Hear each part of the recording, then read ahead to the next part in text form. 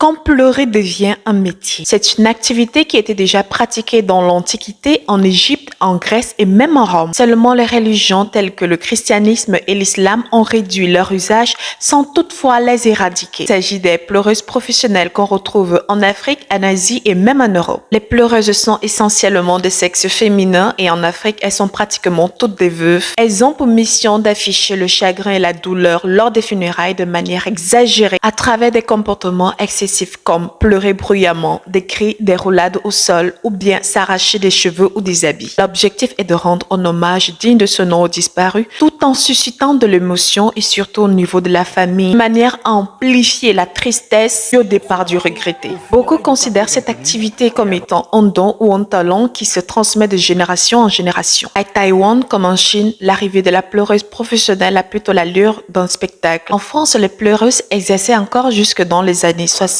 Et en Angleterre, il y a encore des agences qui mettent en avant des figurants censés accompagner la famille éprouvée. Dans plusieurs pays d'Afrique tels que le Gabon, la Côte d'Ivoire ou encore le Ghana, plusieurs ont déjà développé cette activité en créant des entreprises avec des services bien détaillés. Les prix varieraient selon le fait qu'on se traîne au sol ou encore qu'on pleure normalement ou encore qu'on se déchire des vêtements ou encore qu'on fasse des roulades par terre. Notons que celles-ci peuvent gagner jusqu'à 300 000 francs, soit 500 € par prestation.